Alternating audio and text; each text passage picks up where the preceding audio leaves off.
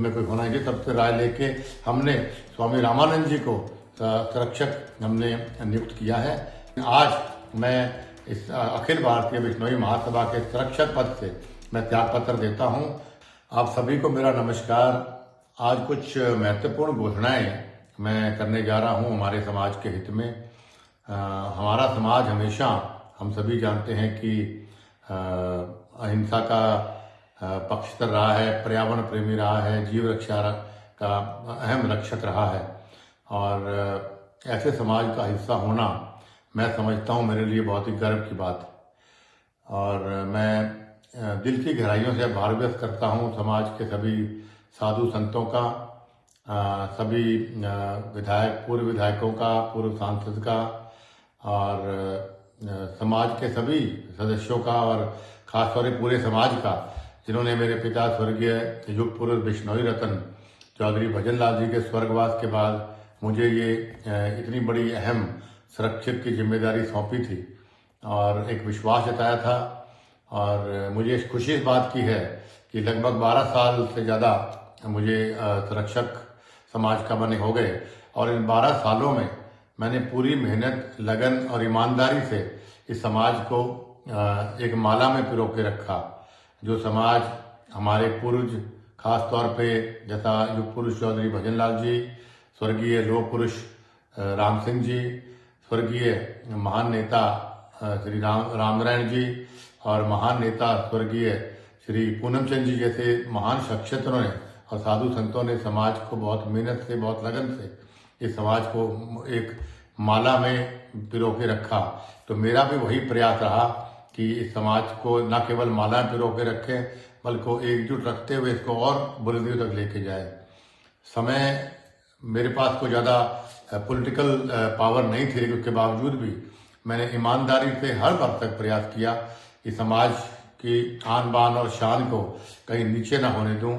चाहे वो सीबीआई वाले मामले में राष्ट्रपति से मिलके उनसे लड़ाई करने की बात थी, चाहे विष्णु दत्त मामले में अपने खुद कांग्रेस में रहते मुख्यमंत्री से मैंने लोहा लिया, जिसका खामियाजा मुझे राजनीतिक रूप से बहुत आज तक भुगतना पड़ रहा है।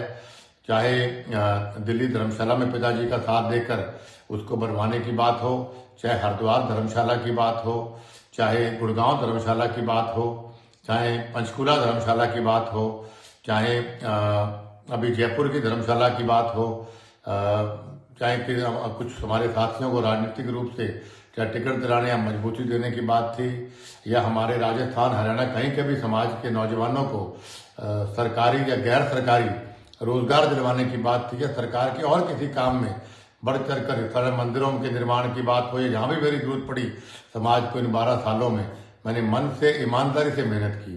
और मुझे गर्व है इस बात का कि मैं कामयाब भी रहा।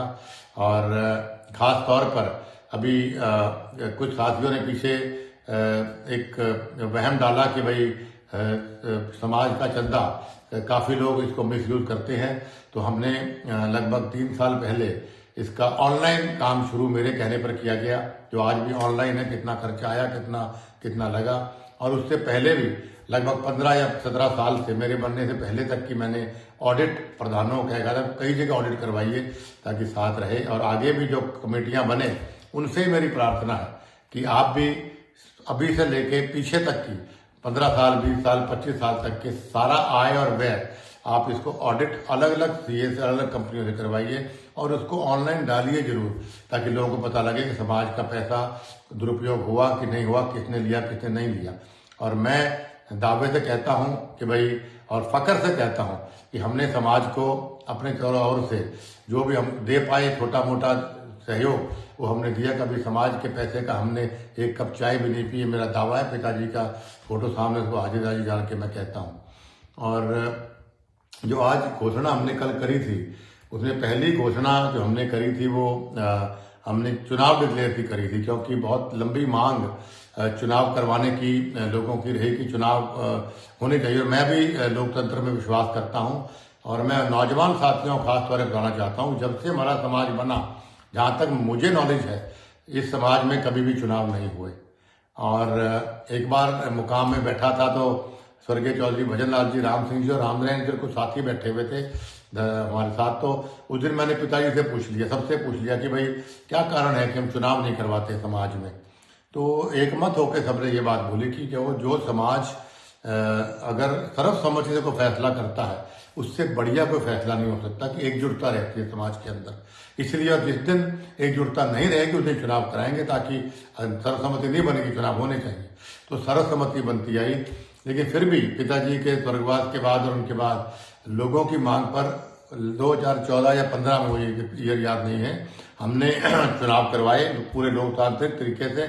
और उसके बाद मैंने जब सारे इलेक्टेड मेंबर्स ने कहा कि हम आपसे मिलना चाहते हैं, मेरे घर पे मैंने उनको मिलवाया। उस दिन काफी बारिश भी हो गई थी।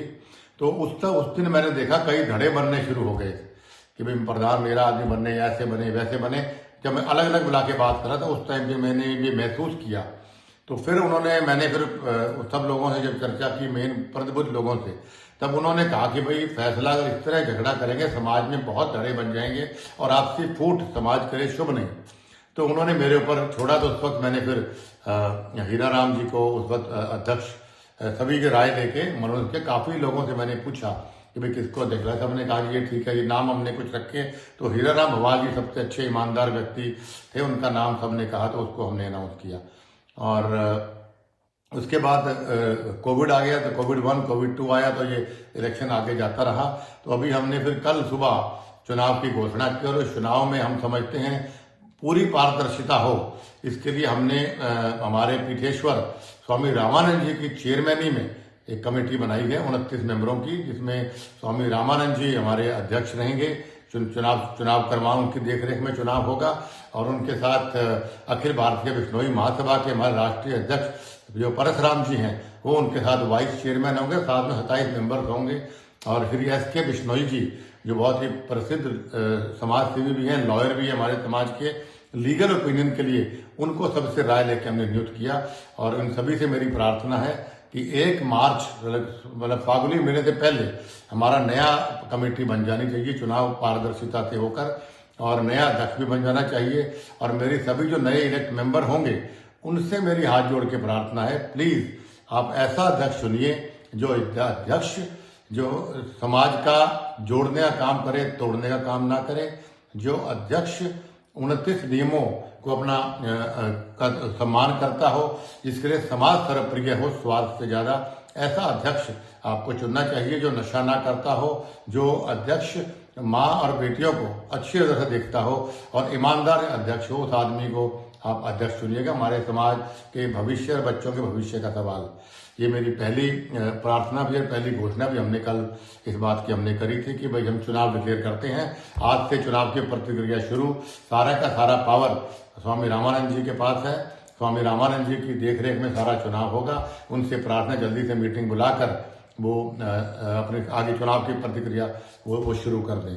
और उसके बाद में आपको दूसरी जो घोषणा हमने करी थी कि भाई हमें सब प्रभुजनों से बात करके हमने ये फैसला किया कि भाई समाज में हमें कोई संरक्षक, हमें कोई ऐसा व्यक्ति और देखना चाहिए, क्योंकि मैंने कहा कि मैं ज्यादा समय समाज को मैं नहीं दे पाऊंगा।